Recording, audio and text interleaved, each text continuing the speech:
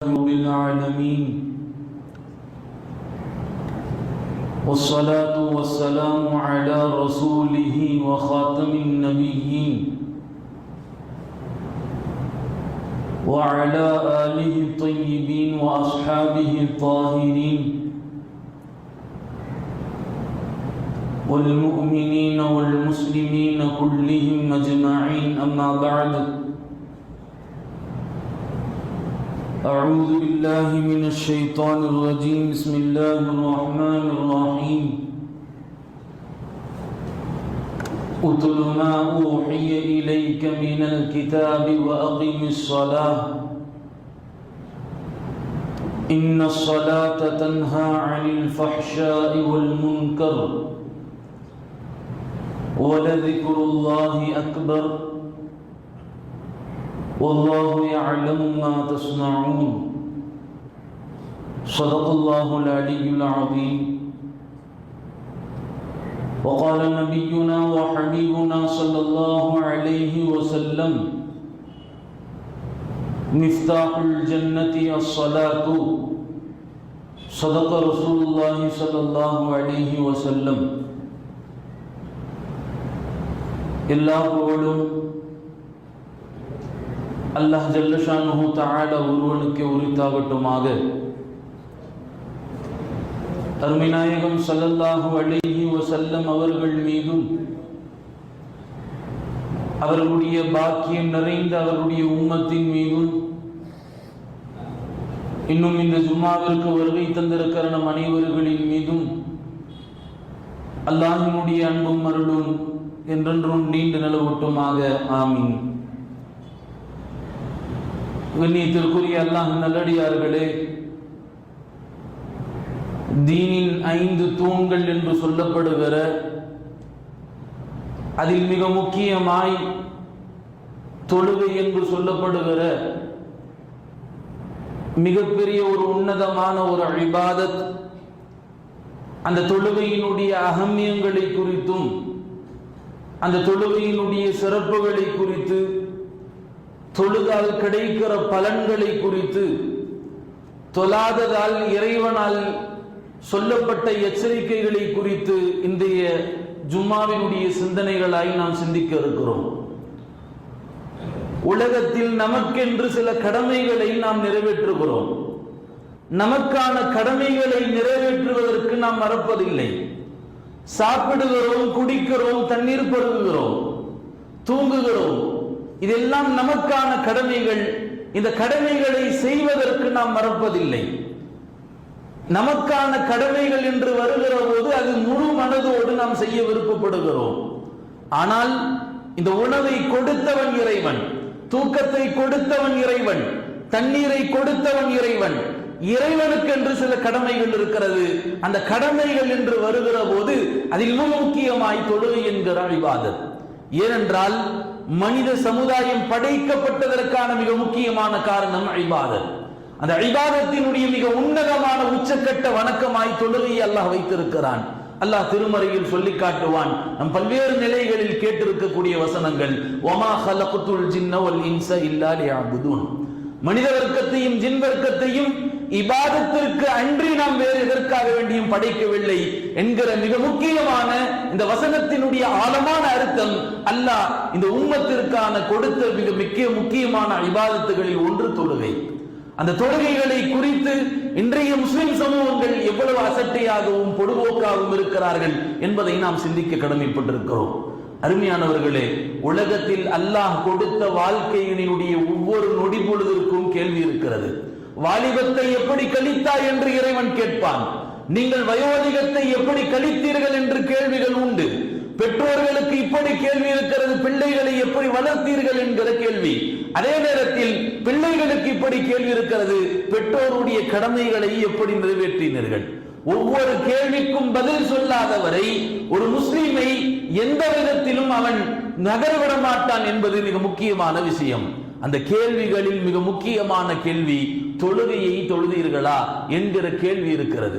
உங்களுடைய தொழுகையினுடைய இபாதத்துகள் எப்படி இருந்தது என்கிற கேள்வியை ரப்புல் ஆலமீன் எல்லா கேள்விகளிலும் மிக முக்கியமான கேள்வி இந்த கேள்வி இருக்கிறது என்பதை நாம் நினைவில் வைத்துக் கொள்ள வேண்டும்.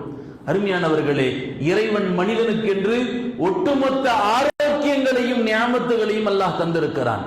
தொழுகை என்பது இபாதத்துகள், கடமைகள் என்பதை தாண்டி அல்லாஹ்விற்கு செலுத்துகிற நன்றி. அது ரப்புல் ஆலமீனுடைய கடமைகள் என்று தாண்டி அவனுக்கு செலுத்துகிற நன்றிகள். உலகத்தில் அல்லாஹ் கொடுத்திருக்கக்கூடிய அருட்கொடைகள் ஏராளமான அருட்கொடைகளை தந்திருக்கிறான். அந்த அருட்கொடைகளுக்கு நாம் நன்றி செலுத்தும் விதமாக அல்லாஹ் தொழுகையை ஏற்படுத்தி இருக்கிறான். ஆனால் என்ன நடக்கிறது தெரியுமா? அல்லாஹ் கொடுத்த அத்தனை அருட்கொடைகளையும் அனுபவித்துக் கொண்டு அவனுக்கு மாறு செய்து கொண்டிருக்கிறோம். தொழுகையினுடைய விஷயத்தில் அசட்டையாக இருக்கிறோம், தொழுகையினுடைய விஷயத்தில் பொறுப்போக்காக இருக்கிறோம். உண்மையிலுமே பெருமானார் ஸல்லல்லாஹு அலைஹி வஸல்லம் அவர்கள் பல்வேறு கட்டங்களில் இறைவனுக்கு நன்றி செலுத்தியிருக்கிறார்கள். அதில் தொழுகை என்கிற இபாதத்.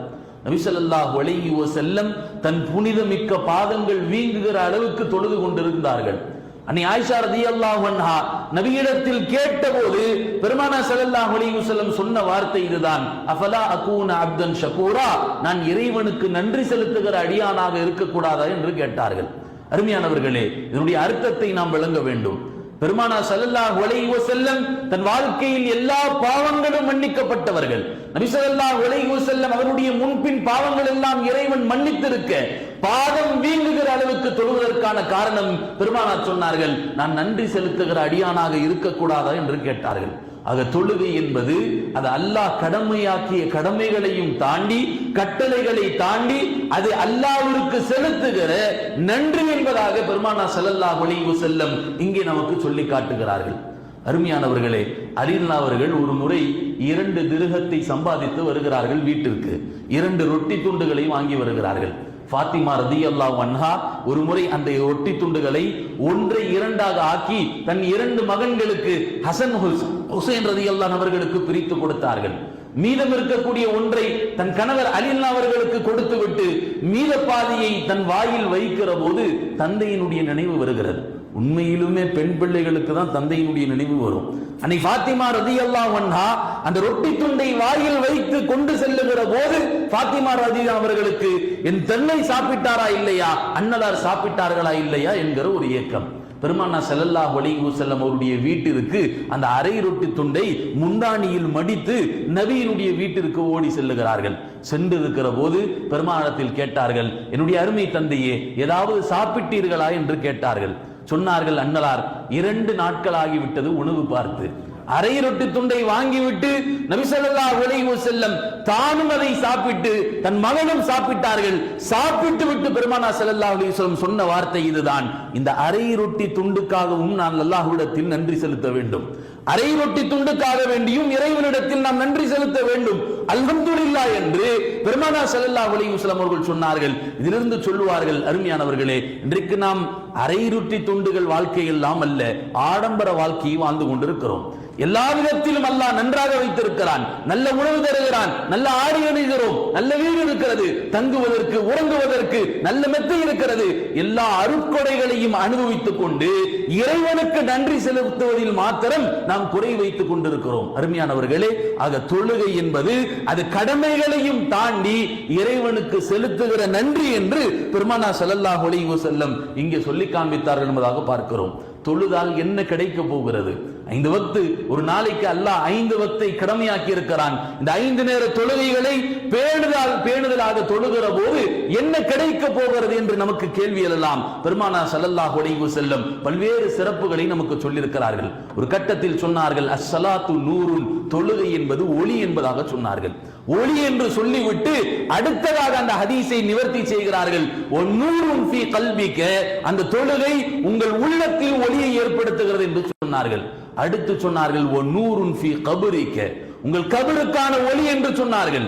மேலும் சொன்னார்கள், ஒன்னூருன் ஃபீ யௌமில் கியாமா, கியாமத் நாளில் நீ தொழுகிற தொழுகை உனக்கு ஒளியாக வந்து நிற்கிறது என்று அன்னலார் பெருமானார் ஸல்லல்லாஹு அலைஹி வஸல்லம் அவர்கள் சொல்லி காண்பித்தார்கள்.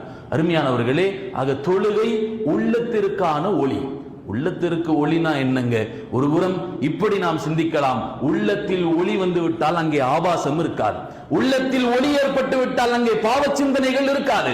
மிக முக்கியமாய் உடலில் இருக்கக்கூடிய அத்தனை உறுப்புகளிலும் மிக முக்கியமான உறுப்பு உள்ளம். இந்த உள்ளம் சரியாக இருக்கிற போது ஒட்டுமொத்த உடலுடைய உறுப்புகளும் சரியாக இருக்கும். பெருமானா ஸல்லல்லாஹு அலைஹி வஸல்லம் அவர்கள் சொன்னார்கள், அலா வஹியல் கல்ப், அறிந்து கொள்ளுங்கள் அதுதான் உள்ளம் என்பதாக சொன்னார்கள். அது உள்ளம் சரியாக இருந்தால் உடல் உறுப்புகளுடைய செயல்பாடுகள் சரியாக இருக்கும். உள்ளம் சீர்கெட்டு விட்டால் உடல் உறுப்புகளில் இருந்து வெளிவரக்கூடிய அத்தனை செயல்பாடுகளும் அது சீர்கெட்டு விடும் என்று பெருமானா ஸல்லல்லாஹு அலைஹி வஸல்லம் சொல்லி காண்பித்தார்கள். அந்த உள்ளத்தில் ஒளியை ஏற்படுத்துகிற ஒரு உன்னதமான இபாதத் அது தொழுகை என்பதாக நபி பெருமானா ஸல்லல்லாஹு அலைஹி வஸல்லம் அவர்கள் நமக்கு சொல்லி காண்பித்தார்கள். அதே நேரத்தில் உள்ளத்தில் ஒளி என்று சொன்னால் நிம்மதியை ஏற்படுத்தக்கூடிய ஒரு விஷயம் தொழுகை. ஒளி என்று வருகிற போது நாம் இப்படியும் அர்த்தத்தை செய்ய முடியும். தொழுகை உங்கள் உள்ளத்தில் நிம்மதியை ஏற்படுத்துகிறது. இன்றைக்கு 10 வயது சிறுவன் முதல் 80 வயது முதியவர் வரைக்கும் எல்லோருடைய வாயிலிருந்து வரக்கூடிய ஒரு வார்த்தை என்னன்னா டிப்ரெஷன். இன்றைக்குள்ள காலங்கள் மிக மோசமான ஒரு குழப்பமான காலங்களில் வாழ்ந்து கொண்டிருக்கக்கூடிய நம்முடைய பல்வேறு நபர்கள் சொல்லக்கூடிய ஒரு வார்த்தை ஒரே பிரஷரா இருக்குங்க, டிப்ரெஷனாக இருக்கிறது, மனதில் அமைதி இல்லை. அமைதியை வேறு எங்கோவெல்லாம் தேடிக்கொண்டிருக்கிறார்கள். கிடைக்கிற இடங்களில் எல்லாம் சைக்காட்டிஸ்ட் என்று டாக்டர் இடத்தில் எல்லாம் சென்று தன்னுடைய அமைதியை தேடிக்கொள்ளுகிற ஒரு நிலையெல்லாம் ஏற்படுகிறது. ஆனால் உண்மையிலும் அமைதி எங்கிருக்கிறது? இறைவன் தொழுகையில் வைத்திருக்கிறான். அருமையானவர்களே, ஒரு அழகான ஒரு கதை சொல்லுவார்கள். ஒரு ராஜா இருந்தார், வீட்டினுடைய சாவியை காணா போட்டுட்டார். வெளியே வந்து தேடிக்கொண்டிருக்கிறார்.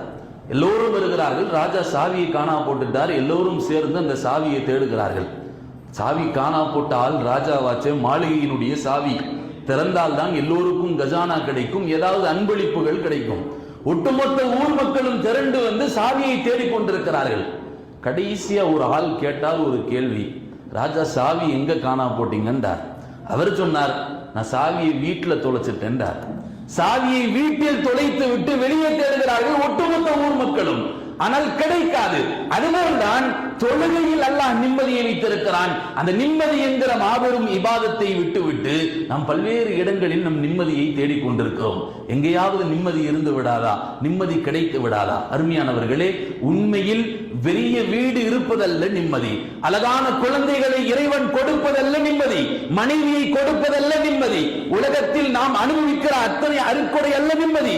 நிம்மதி என்பது மனைவியை கொடுத்து அந்த மனைவியை கண்குளிர்ச்சியான மனைவியாக ஆக்குவதுதான் நிம்மதி. அதனால் தான் அல்லாஹ் குர்ஆனில் இப்படி துஆவை கேட்குமாறு சொல்லியிருக்கிறான், ரப்பனா ஹப்லனா மின் அஸ்வாஜினா வ துர்ரியாத்தினா குர்ரத அயுனின். என் மனைவியும் என் பிள்ளையும் எனக்கு கண்குளிர்ச்சியாக ஆக்குவாயாக. இறைவன் கேட்க சொன்ன துஆக்களில் ஒன்று கண்குளிர்ச்சியாக இருப்பதுதான் நிம்மதி. ஒருத்தர் வந்தார், ஹஸரத் அவர்கள் 13 வருஷமா எனக்கு குழந்தை இல்லை. 1 வருடம் 2 வருடம் அல்ல, 13 வருடங்கள். குழந்தை இல்லாதவர்கள் அந்த பாக்கியத்தை பெறாதவரிடத்தில் கேட்டால் தெரியும். 13 வருடங்கள் குழந்தை பெறாதது என்பது மிகப்பெரிய வருத்தத்தையும் வேதனைக்குரிய ஒரு விஷயம். சொன்னார், 13 வருடம் எனக்கு குழந்தை இல்லை. நான் தவம் இருந்தேன். நான் தொழாத இடம் இல்லை. உம்ராவிற்கு சென்றேன், ஹஜ்ஜுக்கு சென்றேன், எல்லா இபாதத்துகளையும் செய்தேன். ஏதாவது ஒரு வழியில் என் இறைவன் எனக்கு குழந்தை கொடுத்து விட மாட்டானா என்று நான் தவம் இருந்து என் பிள்ளையை பெற்றெடுத்தேன். அவர் சொல்லுகிற வார்த்தை என்ன தெரியுமா? ஹஸரத் ஏன் தான் பெற்றேன் தெரியல என்பதாக சொல்லுகிறார். 13 வருடம் குழந்தையை தவமிருந்து பெற்றவருடைய வாயிலிருந்து வருகிற வார்த்தை, என் குழந்தை, என் மகனை நான் ஏன் பெற்றேன் என்று தெரியவில்லை. அத்தனை சேட்டைகளையும் எனக்கு மன அமைதி குலைக்கிறபடி எல்லா காரியங்களையும் செய்து கொண்டிருக்கிறான். அருமையானவர்களே, குழந்தை என்பது நிம்மதி அல்ல. அந்த குழந்தையில் நிம்மதியை போடுபவன் இறைவன் என்பதை நாம் விளங்கிக் கொள்ள வேண்டும். அதே போல்தான் ஒருவர் வந்து கேட்டார், ஹஸரத் பெரிய வீடு இருக்குது, அந்த வீட்டுல உள்ள போனாலே நிம்மதி இல்லை, ஏதாவது செய்யணும் ஹஸரத். அவர் சொன்னார், நான் சொன்னேன் பக்ரா சூரா ஓதி வீட்டில் ஒரு துவா செஞ்சா சரியாயிடும். அவர் சொன்னார், ஹஸரத் என்னுடைய வீட்டுக்கு வந்துடாதீங்க தயவு செஞ்சுட்டார். என்னப்பா சொல்ற, வீட்டில் நிம்மதி இல்லைங்கிற, வீட்டில் வந்து ஏதாவது ஓதி துவா செஞ்சாதானே வீடு சரியாகும். அவர் சொல்றார், இல்ல வீட்டுக்கு வராதீங்க, ஏற்கனவே ஒரு அஜரத்திட்ட இப்படிதான் சொன்னேன், அவர் வந்து பக்ரா ஓதிட்டு போனார், 1 வாரத்தில் அவருக்கு கால் உடைஞ்சு போச்சுட்டார். அருமையானவர்களே, சொல்ல வருகிற விஷயம் இதுதான். அவர் சொல்லுகிறார், என் வீட்டில் நிம்மதி இல்லை என்பதாக சொல்லுகிறார்.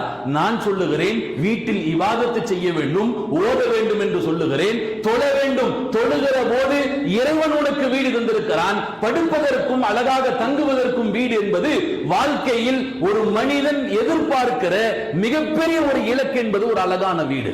எல்லோருக்கும் ஒரு ஆசை இருக்கும், எனக்கு ஒரு அழகான வீட்டை கட்டணுங்கிறது. ஒவ்வொரு மனிதனுக்கும் மிகப்பெரிய தன் வாழ்க்கையில் லட்சியமாய் இருப்பது என்பது ஒரு அழகான வீடு. அந்த வீட்டை வைத்த பிறகும் வீட்டில் அவன் கொடுத்ததற்காக வேண்டி நன்றி செலுத்தாமல் இருக்கிற போது இறைவன் அதில் இருந்து நிம்மதியை எடுத்து விடுகிறான். ஆக நிம்மதி என்பது அழகான வீடை கட்டுவது மாத்திரமல்ல நிம்மதி, அந்த வீட்டில் இறைவன் தர வேண்டும் நிம்மதி. எனவே அருமையானவர்களே, குழந்தை என்பது நிம்மதி அல்ல, மனைவி என்பது நிம்மதி அல்ல, இதில் இறைவன் தான் நிம்மதியை போடுகிறான் என்பதாக சொன்னார்கள். அல்லாஹ்விற்கு நன்றி செலுத்துகிற போதுதான் அதில் நமக்கான நிம்மதி கிடைக்கிறது. ஆக நூறுன் ஃபீ கல்பிக, தொழுகை உன் உள்ளத்தில் ஒளியை ஏற்படுத்துகிறது, உன் உள்ளத்திற்கு நிம்மதி அளிக்கிறது. நிம்மதியற்ற ஒரு சூழலில் நாம் வாழ்ந்து கொண்டிருக்கக்கூடிய இந்த நேரங்களில் உள்ளத்திற்கான ஒளியும் உள்ளத்திற்கான நிம்மதியும் இறைவன் தொழுகையில் வைத்திருக்கிறான் என்று பெருமானார் ஸல்லல்லாஹு அலைஹி வஸல்லம் அவர்கள் சொன்னார்கள். அருமையானவர்களை அடுத்து சொன்னார்கள், ஒரு நூறுன் ஃபீ கபரிக்க, உன் கபருக்கான ஒளி தொழுகை என்பதாக சொன்னார்கள். கபருடைய எத்தனையோ பயான்களில் நாம் கேட்டிருக்கலாம். கபர் நெருக்கடியான ஒரு வீடு, கபர் தனிமையான வீடு, கபர் இருட்டான வீடு, கபரில் வைக்கிற போது கபர் நெருக்கும், கபரில் பாம்புகளும் விஷஜந்துகளும் வரும் என்று பல்வேறு பயான்களில் நாம் கேட்டாலும் ஆனால் உள்ளத்தில் ஒரு பயம் ஏற்படுவதில்லை. எத்தனை பயான்களில் கபருடைய வாழ்க்கைகளை குறித்து நாம் கேட்டிருப்போம், எத்தனை பயான்களில் கபருடைய வேதனைகளை குறித்து நாம் கேட்டிருப்போம். எத்தனை முறை நாம் கேட்டாலும் நமக்கான பயம் வருவதில்லை. பெருமானார் ஸல்லல்லாஹு அலைஹி வஸல்லம் மரணம் ஒரு முஸ்லிமுக்கான சிறந்த உபதேசம் என்று சொன்னார்கள். அந்த கபரில் வைக்கிற போது ஒட்டுமொத்த மனிதர்களும் நம்முடைய சொந்தக்காரர்கள் வந்து குழி தோண்டி கபரில் வைத்து விடுகிறார்கள். வைத்து அதற்கு பிறகு கட்டை வைத்து மண்ணை போட்டு மூடிவிட்டு சென்ற பிறகு கபர் இருட்டாக இருக்கிறது. அந்த இருட்டில் உங்களுக்கு ஒளி வேண்டுமா? பெருமானார் ஸல்லல்லாஹு அலைஹி வஸல்லம் சொன்ன விஷயம் இதுதான். கபர் இருட்டு வீடு, அந்த இருட்டு வீட்டில் ஒளி வேண்டும் என்று சொன்னால் இபாதத்துகளில் ஆக உன்னதமான இபாதத் தொழுகையின் மூலம் அல்லாஹ் கபருக்கான ஒளியை தருகிறான் என்று பெருமானார் ஸல்லல்லாஹு அலைஹி வஸல்லம் அவர்கள் சொல்லி காண்பித்தார்கள். அருமையானவர்களை அடுத்து சொன்னார்கள், ஒன்னூருன் ஃபீ யௌமில் கியாமா, கியாமத் நாளில் நீங்கள் தொழுத தொழுகைகள் அங்கே ஒளியாக வந்து நிற்கிறது. உண்மையிலுமே தொழுகை என்பது அது கியாமத் நாளில் ஒரு மனிதனுக்கு வந்து எதிராக ஒரு மனிதனுக்காக வந்து நிற்கக்கூடிய சாட்சி. அல்லாஹ்விடத்தில் வந்து இந்த தொழுகை ஒரு மனிதனுக்காக வந்து நிற்கிறது சாட்சியாக. அன்றைய நாடுகளில் எல்லோரும் ஓடிக்கொண்டிருக்கக்கூடிய ஒரு தருணம், எல்லோரும் ஓடிக்கொண்டிருக்கக்கூடிய ஒரு தருணம் அல்லாஹ் திருமறையில் சொல்லி காட்டுகிறான். யௌம யஃபிருல் மர்உ மின் அஹி, அவர்கள் அன்றைய நாட்களில் தன் சகோதரனை பார்த்து ஒருவன் ஓடுகிறான். வ உம்மிஹி வ அபி, தாய் தந்தையை பார்த்து ஒருவன் ஓடுகிறான். வ ஸாஹிபதிஹி வ பனி, தன்னுடைய தோழர் தன்னுடைய மகனை பார்த்து ஒருவன் ஓடுகிறான்.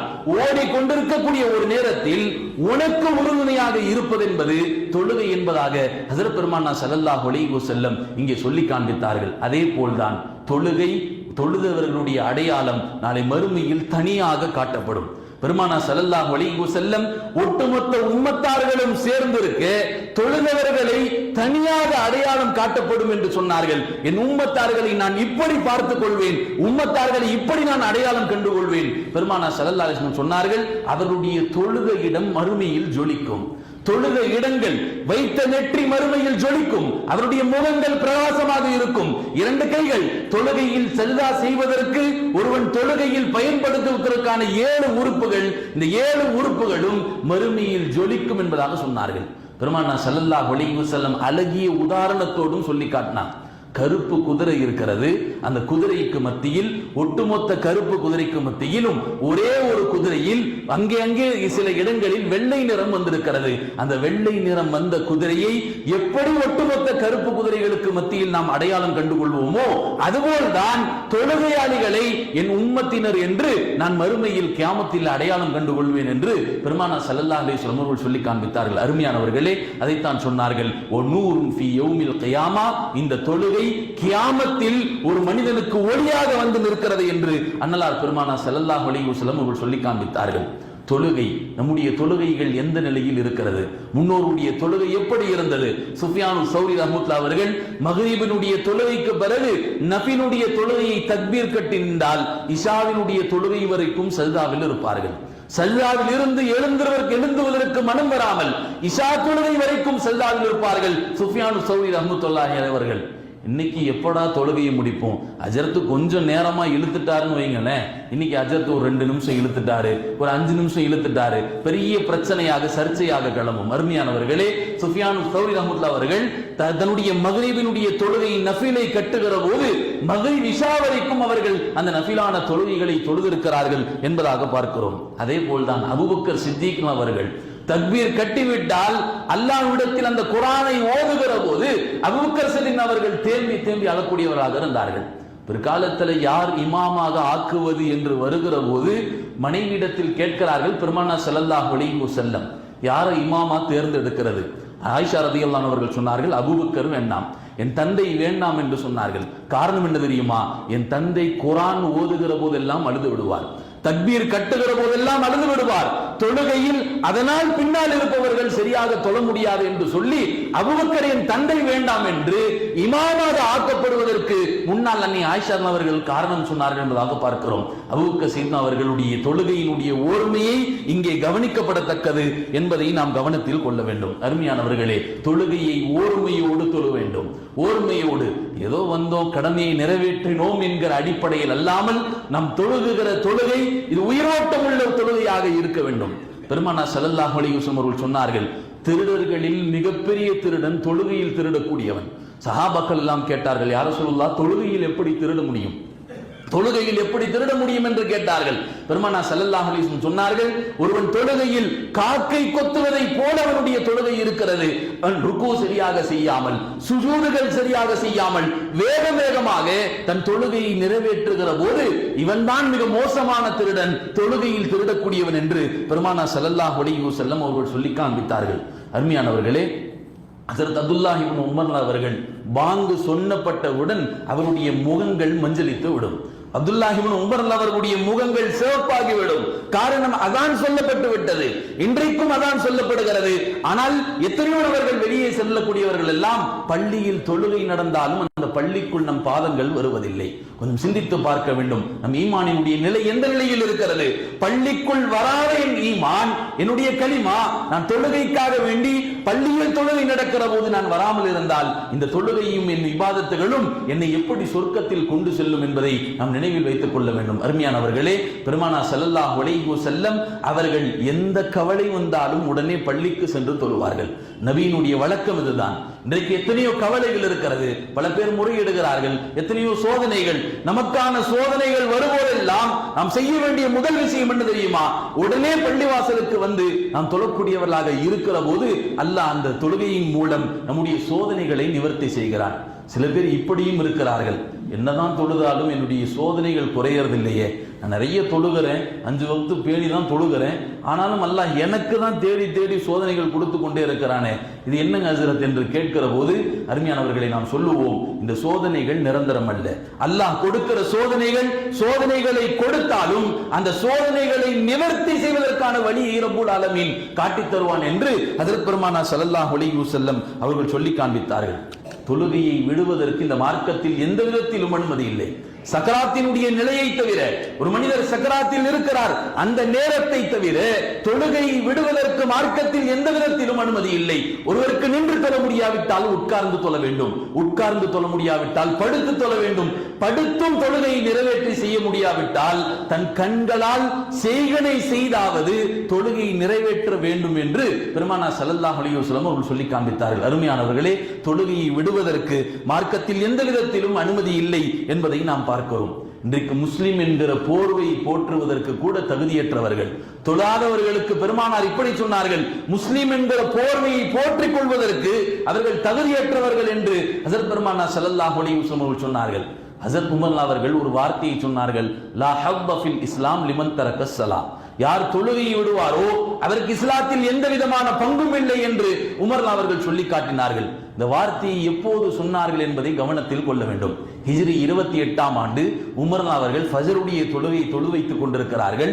ஒரு மஜூசி பல நாட்களாக உமர் அவர்களை ஷஹீதாக்க வேண்டும் என்று பல யுக்திகளை செய்து கொண்டு விஷத்தால் தோய்க்கப்பட்ட வாளை எடுத்து வருகிறான் தொழுகையில்.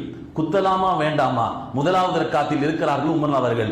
எங்கே முதலாவது ரக்காத்தில் குத்திவிட்டால் பின்னால் இருப்பவர்கள் அவர்களை பிடித்து விடுவார்களோ என்று இரண்டாவது ரக்காத்தில் குத்தலாம் என்று சொல்லி காத்து கொண்டிருக்கிறான் உமர் அவர்கள். இரண்டாவது ரக்காத்திற்காக வேண்டி எந்திரிக்கிற போது அந்த மஜூசி அபுல் உலா என்கிற ஒரு மனிதன் உமர் அவர்களை 6 முறை தன் வாளால் வெட்டுகிறான்.